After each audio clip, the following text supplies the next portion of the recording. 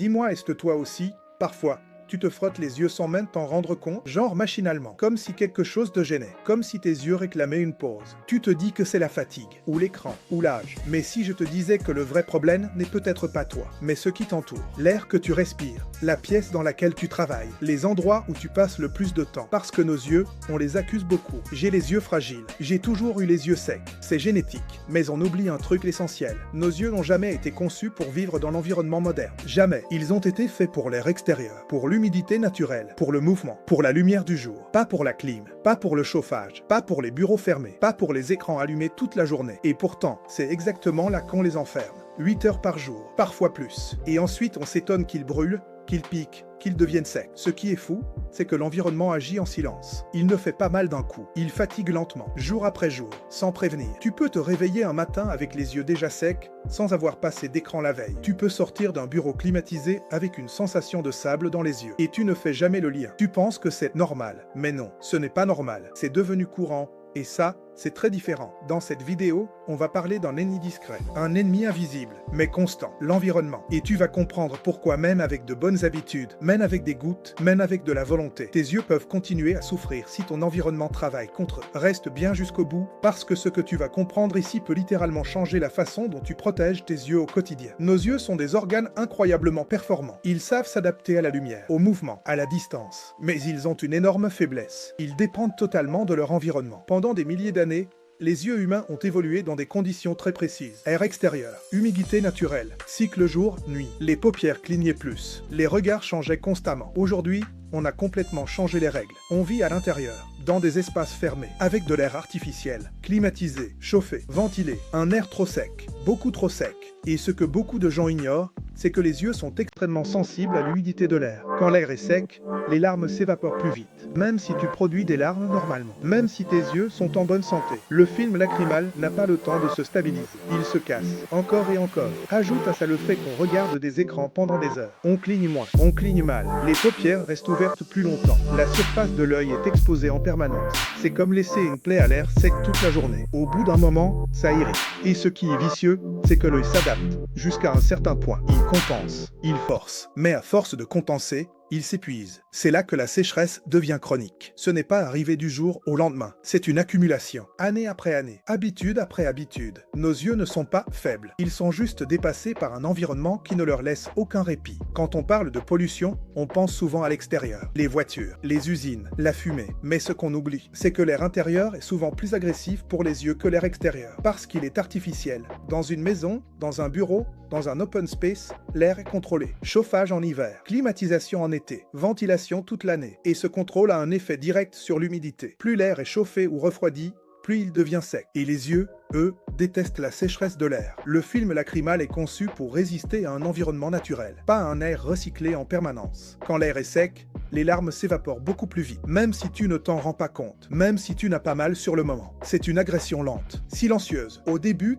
les yeux compensent. Ils produisent un peu plus de larmes. Ils forcent. Mais à force, ils s'épuisent. C'est pour ça que certaines personnes ont les yeux secs uniquement au travail, ou uniquement chez elles. Et dès qu'elles sortent dehors, ça va mieux. Ce n'est pas dans leur tête. C'est réel. Il y a aussi les flux d'air direct. Une bouche de clim juste au-dessus de la tête. Un ventilateur orienté vers le visage. Même léger, sur plusieurs heures, ça assèche énormément les yeux. Parce que ça accélère l'évaporation du film lacrymal. Et souvent, on ne fait jamais le lien. On accuse les écrans, la fatigue, le stress. Mais l'air autour fait une grande partie du travail. Protéger ses yeux, ce n'est pas seulement faire attention à ce qu'on regarde. C'est aussi faire attention à ce qu'ils subissent sans qu'on le voie. Le bureau moderne est probablement l'un des pires environnements pour les yeux. Tout est réuni. Des écrans, un air sec, peu de pauses, une forte concentration. Quand on travaille sur écran, on cligne naturellement moins. C'est prouvé. Et moins on cligne, moins les larmes sont réparties correctement. Certaines zones de l'œil restent exposées trop longtemps. Ajoute à ça un écran souvent placé trop haut. Les paupières sont plus ouvertes. La surface de l'œil est plus exposée à l'air. Encore une fois,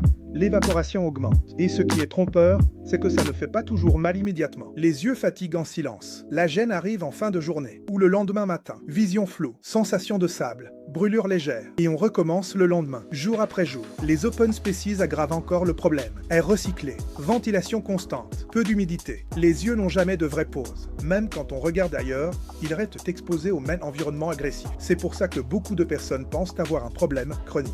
Alors qu'en réalité, leurs yeux sont juste soumis à un stress constant, sans récupération. Comprendre ça, c'est déjà reprendre le contrôle. Parce que si l'environnement joue un rôle, ça veut dire qu'on peut agir dessus, même légèrement. Et parfois, un petit ajustement fait une énorme différence. Quand on parle d'environnement et de santé des yeux, on pense rarement à ce qu'on ne voit pas. Les particules invisibles, la pollution fine, la poussière. Et pourtant, elles jouent un rôle énorme. Nos yeux sont exposés en permanence. Ils ne peuvent pas se fermer tout le temps. Ils n'ont pas de filtre. Chaque fois que tu ouvres les yeux, ils sont en contact direct avec l'air ambiant. Dans les grandes villes, l'air est chargé de particules fines. Ces particules se déposent sur la surface de l'œil. Elles irritent. Elles perturbent le film lacrymal. Même en petite quantité, leur présence constante suffit à créer une inflammation légère. Et une inflammation, même discrète, suffit à déséquilibrer l'hydratation. Les yeux deviennent plus sensibles, plus réactifs. C'est pour ça que certaines personnes ont les yeux secs uniquement en ville et vont beaucoup mieux à la campagne ou en bord de mer. L'air y est plus propre, plus humide. Il y a aussi la poussière intérieure. On pense que chez soi, on est protégé. Mais en réalité, les logements accumulent beaucoup de particules. Tapis, rideaux, canapés. Quand l'air circule, ces particules se remettent en suspension et les yeux encaissent. Les allergènes jouent aussi un rôle important. Pollen, acariens, poils d'animaux. Même sans allergie sévère,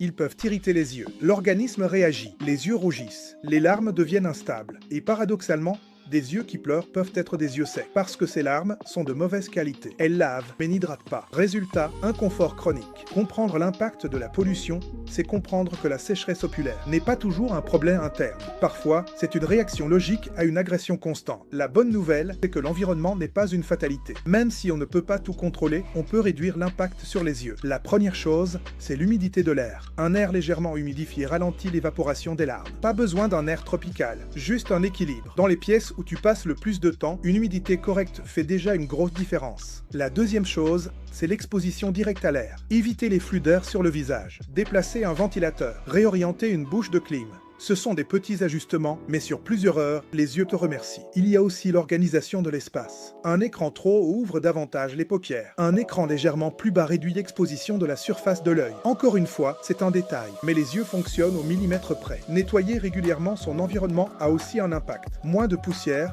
moins de particules en suspension. Les yeux respirent mieux. Et puis, il y a les pauses. Même dans un environnement imparfait, des pauses régulières permettent au film lacrymal de se rééquilibrer. Regardez ailleurs, clignez consciemment. Fermez les yeux quelques secondes. Ce n'est pas spectaculaire, mais c'est efficace. Protéger ses yeux, ce n'est pas lutter contre le monde moderne, c'est apprendre à s'y adapter intelligemment. Et quand l'environnement devient moins agressif, les yeux retrouvent une capacité naturelle à s'hydrater eux-mêmes. Si tu devais retenir une seule chose de cette vidéo, ce serait celle-là. Tes yeux ne sont pas fragiles, ils sont sursollicités, ils ne sont pas défaillants, ils sont malmenés. Depuis le début, on accuse souvent nos yeux. On se dit qu'ils vieillissent mal, qu'ils sont sensibles, qu'ils ont toujours été comme ça. Mais la réalité est souvent bien différente. Nos yeux font ce qu'ils peuvent dans un environnement qui n'a jamais été pensé pour eux. De l'air sec, des écrans omniprésents, des espaces fermés, des particules invisibles. Et malgré tout ça, ils continuent de fonctionner. Ils compensent, ils s'adaptent, ils encaissent, jusqu'au jour où ils commencent à envoyer des signaux. Une brûlure légère, une sensation de sable, une fatigue visuelle, pas pour te punir, mais pour te prévenir.